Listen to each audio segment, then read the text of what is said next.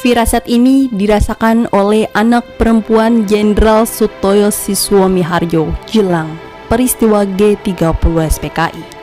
Kejadian lain yang agak di luar kebiasaan yakni saat ayah kami, Jenderal Sutoyo Siswomiharjo, sedang marahan dengan Nani, anak kedua dan satu-satunya putri dari buah perkawinan kedua orang tua kami.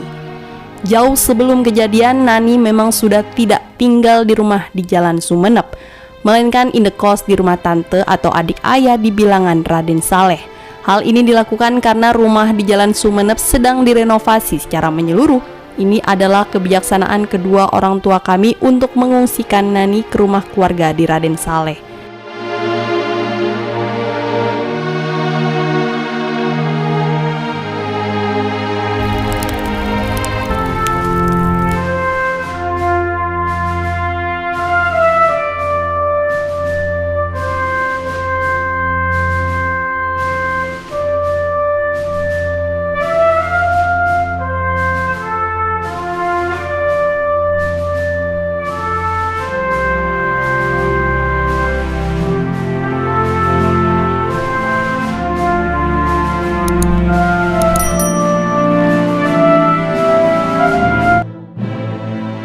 Selama tinggal di Raden Saleh, Nani biasanya sekali dalam seminggu mesti pulang ke rumah di Jalan Sumeneb.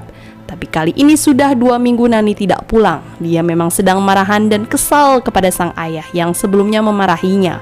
Alasan kemarahan ayah sebetulnya sederhana saja, yakni soal mesin tik di ruang kerja ayah yang setelah dipakai entah oleh siapa, penutupnya lupa dikembalikan. Selama ini memang Nanilah yang selalu membersihkan ruang kerja ayah. Sambil membersihkan kamar, Nani biasanya memanfaatkan kesempatan untuk membaca atau membolak-balikan berbagai jenis buku yang tertata rapi di rak. Entah buku manajemen, kepemimpinan, sejarah, biografi tokoh-tokoh militer dan politik, karya sastra dan novel, sampai buku-buku mengenai komunisme dan buku-buku karangan Soekarno. Di situ terdapat satu unit mesin tik, rupanya ada yang memakai tapi lupa merapihkannya kembali. Maka meledaklah amarah ayah yang dikenal sangat keras dan disiplin.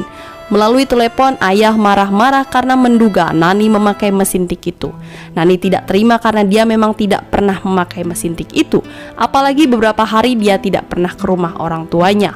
Merasa tidak bersalah, Nani pun gusar dan jengkel. Ia malah memutuskan untuk tidak pulang ke rumah di Jalan Sumeneb sebagai tanda protes terhadap ayah.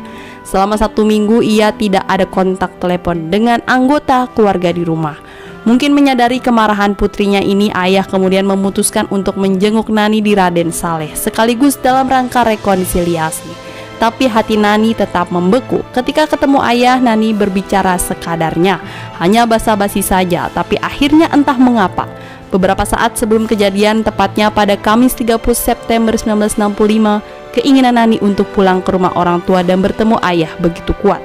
Pada hari Kamis itu, sambil menunggu ayah pulang, Nani tidur siang di rumah. Saat bangun sore harinya, Nani bersua dengan ayah, tapi hanya sebentar. Ayah tampak begitu sibuk karena setelah bertemu sebentar, ayah langsung pergi lagi untuk rapat raksasa yang dihadiri Bung Karno di Istora Senayan. "Sudah ya Nan, Papa pergi dulu," ucap ayah lalu lenyap dari pandangan Nani.